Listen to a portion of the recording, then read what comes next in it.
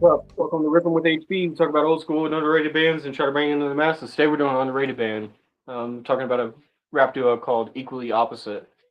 I've been discovering these guys over the past couple weeks through Instagram, so I really like their vibe. I started listening to a lot of their music, and I figured, a better way than to, talk about them on Riffin with HB. Appreciate y'all being here. Give me just a second. I'm gonna pull up some notes. We're gonna get right into it. I got a couple things to talk about, a couple things to read, and then we're just gonna keep it pretty organic and riff. Talk about a couple things along the way. You guys know how this works. If you got a band that you want to see, drop it in the comments for me, and I'll come back try to cover them. Next week, we're covering Van Halen, and then we're covering Sly and the Family Stones. So that's gonna be a really great band to cover as well. So we just figured out about them on the last episode of Riffin with HB. So we're always learning new stuff here. Always learning about new music, new bands. Like I said, surely there's a band that we've talked about in here that most people haven't heard of, at least one.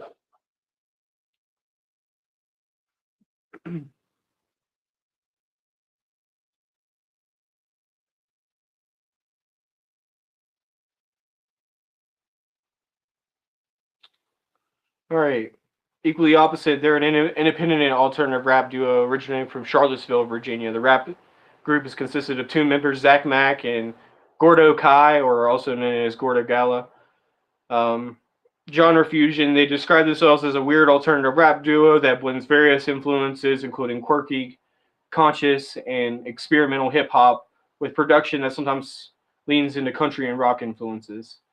The music often focuses on high energy, conscious lyricism and fun vibes, as seen in their debut project titled Too Little to No Fame. And I was just listening to the album before the show, actually. Um, they maintain a strong digital presence on platforms like Instagram and YouTube, where they post music and videos and comedic shorts. It's how I actually found them. But them sitting in the car is really one of the popular ones. If you've seen these guys, this is probably how you've seen them. Them rapping in the car, doing skits with their music. Their rap albums, starting with the earliest one in 2020, Too Little to No Fame. The album Booyah in 2023. The album Project Push in 23. And the album Mongoose in 2025. With a couple of the singles. 2020 release is Fuck You, and then 2026 is a feel good song. Really great song. I've been listening to that one a lot. If you guys want to check out an album, check out Mongoose and check out Too Little to No Fame. Start with Too Little to No Fame because it starts with who they were in the beginning, and then check out Mongoose now because it's kind of some of their more modern day stuff. If you don't want to listen to the whole album, you just want to check out a song by them. Booyah is a great song. A Feel Good Song is a really great song. And there's a couple more I'll pull up on YouTube in a minute.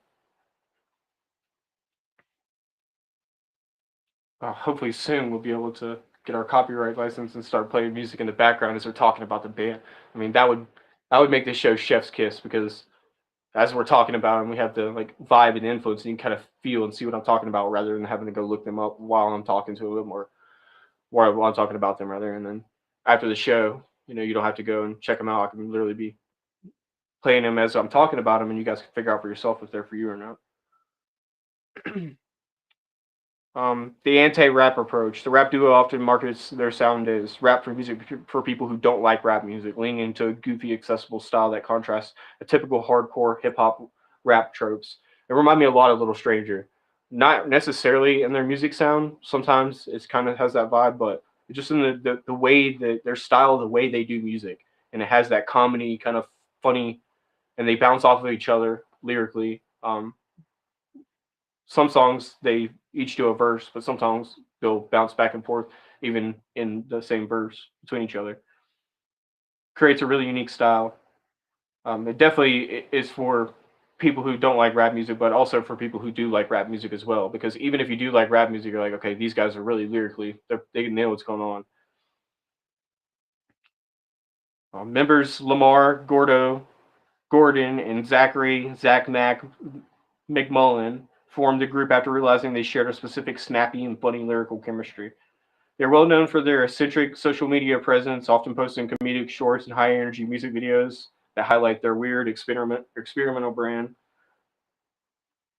Um, the songwriting is intentionally unpredictable. For example, they have used hooks based on Fred Flintstone's Yabba Dabba Doo or lines about a good cookie.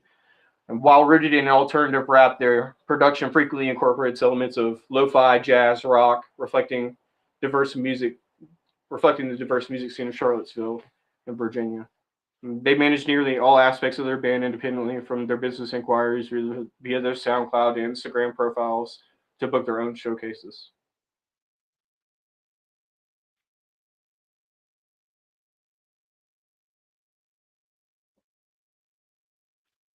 The rap duo describes themselves as small town country boys from Charlottesville who blend a massive range of influences from jazz to electric soul to EDM. Following their 2020 debut, they have maintained a steady release of schedule with albums like Project Push. You guys got to check that one out as well too. If you dive deep enough, you got to check that one. And their latest project, Project Mongoose, the one that I recommended, and their first album, Too Little to No Fame, also the one I recommended, features 10 tracks that prioritize quirky and fun vibes over traditional rap tropes. The track Push has achieved significant reach, surpassing 100,000 streams on Spotify. I'm pretty sure actually, I know for a fact the first song I heard by them was Booyah, because as soon as I heard that song, I was like, wow, this is pretty catchy. I'm going to add it into my list. And what I do whenever I hear a new band that I think might be good, I'm like, okay, let me go ahead and add this to my playlist. That way, if I come back to it with a fresh new perspective and I hear it, I'm like, okay, it's good. Then I'll check in on them, making sure that they're not just like they had this one hit. They're releasing multiple songs, and these guys kept coming back to me. I kept going back to them, honestly. Like, let me check these guys out again. They're pretty good. So, and we talked about this a couple times on Riffin. Some of the best bands are like that. There aren't bands that you're necessarily going to be like, oh, this is the best band ever. It's like, oh, these guys are pretty good. And you mark them, you think about them, you check them later, and then you come back, you're like, oh, man, these guys are really good. This is pretty good. And usually the best friendships that we have, best relationships with people and stuff like that, the best things that happen in life are like that. On the surface, they just seem like what they are. But then you dive deep, you're like, okay, this is really intriguing. This is nice. And these guys definitely have that. And the cultural influence that it's authentic and genuine. It's totally what music should be. It's that I don't give a crap attitude. I'm going to say what I say, and you feel how you feel, and people relate to that because when people are listening to this music, they're not really thinking that you're like maybe they are like who am I to say what people think when they listen to music? But when I'm listening to music, I think about it like I'm relating to them what they're saying as if I'm saying it. Like I'm putting myself in their shoes. I'm not thinking that they're telling me that necessarily, but it's like some of the stuff, especially like what makes a good musician better than a good rapper is that they're really like curating their lyrics to be methodical and to be like to have melody and rhythm and rhyme to them that flows with the music and that does it in a way where it's like a dance or what I talk about a lot on riffing is it's like kind of like a story. When you read a story in school, like in English class, they talk about how a story has an intro where it's like set and setting. You get the vibe and the feel. It's the same thing with music. There's like an intro of a song where you start to understand like, oh, this is what this song's going to be about. And then the story rises, has a rising action, has a climax, has a falling action, and it comes back down. It has a resolution. And songs do the same thing. If you really listen to it and feel it, songs, they come in slow usually, or they come in with a certain feel and you get the setting. Like, oh, I get what the song's gonna be about right now. And then as the song builds up, the story starts to be told. Now you're starting to get familiar with it, and then it builds to what it's at its peak. And then to be able to, so the song doesn't just snap off, they bring you down, and they do that with tons of technique. And these guys, you'll be able to listen to their songs and feel like they're really telling a story with their songs. And again, how you craft an album and where you decide to put songs in an album and how you decide to make that album sound is super important. It separates the musicians from the rappers, because at the end of the day, anybody can write a song, anybody can write a rap. But if you're a musician, you're really crafting this stuff to be like art in a way that no one ever has before in your own unique way. And these guys are obviously super unique. They give me Little Stranger vibes. I always say that, they could probably open up a show for a Little Stranger because of their weird, quirky comedy, like doofiness, um, and their totally modern day hippie vibe as well. Coming out of Charlottesville, Virginia, which I'm not familiar with, but I'm from the South myself personally. It's a total change in vibe from what has been before, where it's constant country music, country music, country music, country music, rock and roll, country music. You have a lot of country music, a little bit of rock and roll, and some old school like swing and stuff like that. But now music is getting very culture where people can be influenced from all across the world, even in Virginia, where they come up with this total different vibe. And like we talk about a lot on the show, whenever a band's being influenced by somebody, it's interesting to be like, how did they get their sound? Like, who influenced them? Because obviously they had to have heard music and been influenced by somebody to be able to create music, unless they lived in a total bubble, right? And it's interesting to see how music get translated through the world from the late 90s, early 80s, or whatever, when hip hop music started to become really popular, to what these guys have translated into their music in Virginia, modern day. It's pretty interesting. Check some comments real fast. Cheers. Thank you guys so much for being here. David, Oria, JQ. Cheers. Cheers, guys. Um, as always, you guys put in the comments what you want to see. If you guys got any questions or anything along the way, you can ask it along the way.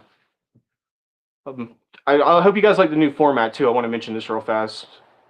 If you guys, before, I was reading a lot of Wikipedia stuff, and to be fair, these guys don't even have a Wikipedia because they're so new and under the radar because they're independent record label and stuff, right? But um, I like to just riff more. Like, it's called Riffin with HB, so it's not called Reading with HB. And as much as like I love to tell people about the albums and stuff like that and the top charts and stuff like that, but it's just hard to kind of monotonously go through. Like in 1983, this band went here and did this thing. So I like to switch up the style and just make it where it's like more us just talking about music theory and stuff like this. Talk about the language of music and how bands play together and all these different concepts that we talk about. We repeat a lot of the same stuff on here, but it's really important concepts. So I'm trying to curate and tell people about things that I've thought about since I was a kid playing music, or even younger than that, just listening to music, about how music tells a story and stuff like that, and you can hear it whenever you listen to a band like this. And a lot of people, they're going to be closed-minded, they're not going to want to give people a chance.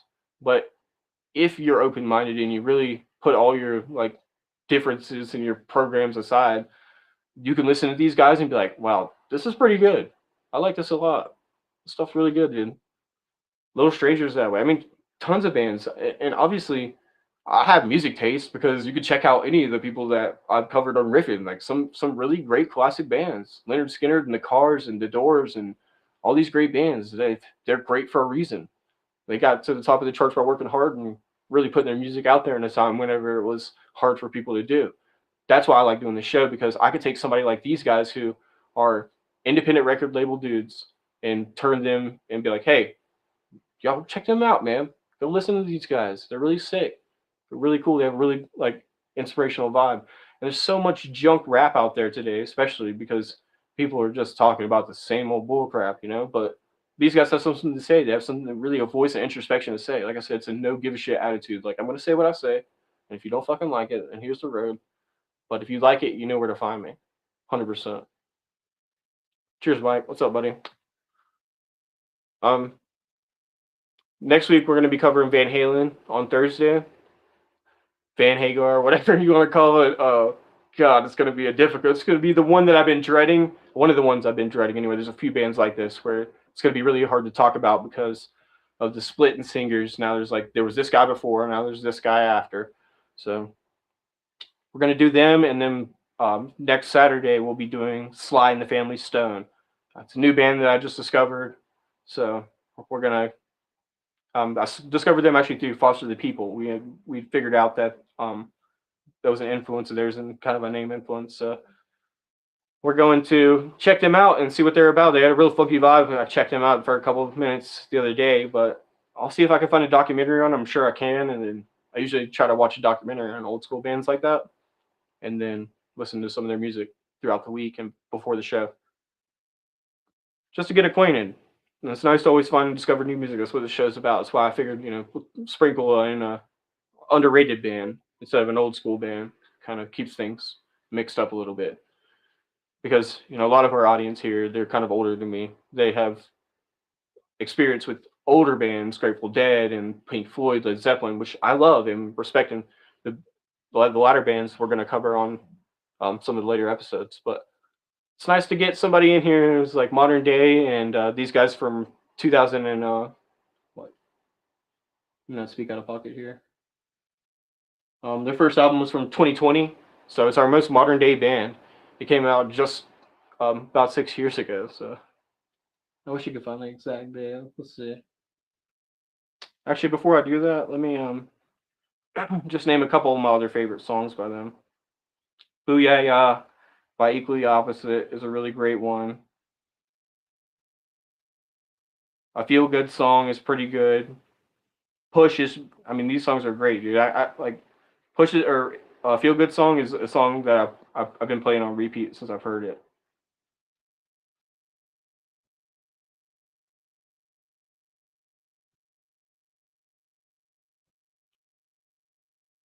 Um, Go Ahead Now is a really great song. What You Feel is a really great song. Um,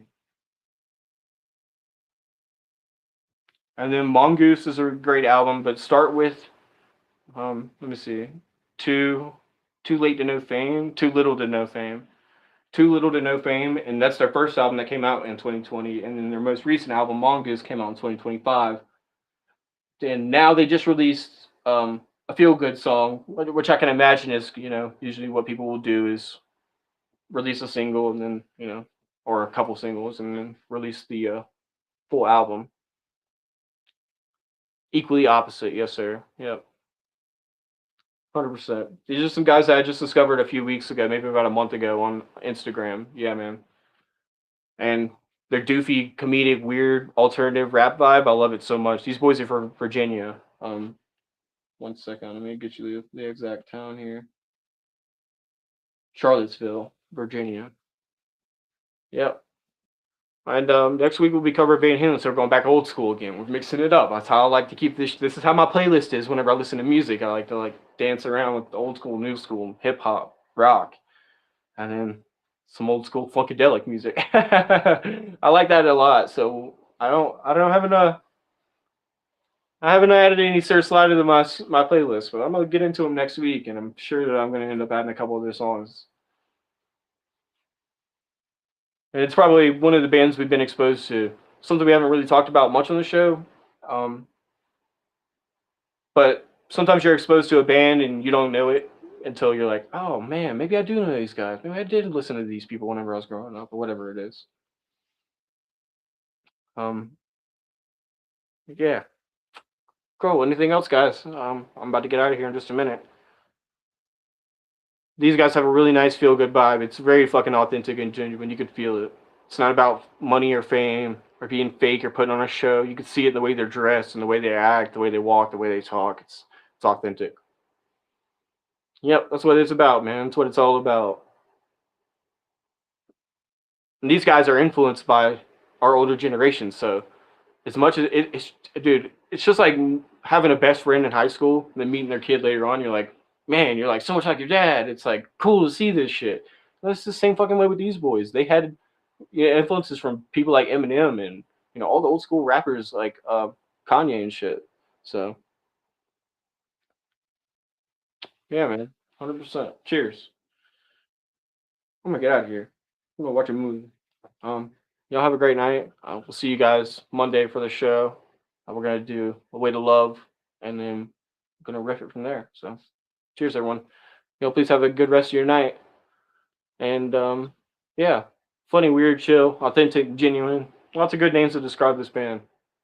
Cheers, yo. Have a great night. Go check this band out. And spread the word. Fucking share it around, man. That's how these people, like, this is their fucking job, and this is how they do this shit. It's like support people, supporting them and going, hey, you guys are fucking sick. Pass the word. Like, pass the mic to the next person. Let them know. That's what we should do. Cheers, guys. Y'all have a great night. Please be safe, and we'll see you guys on Monday. Bye.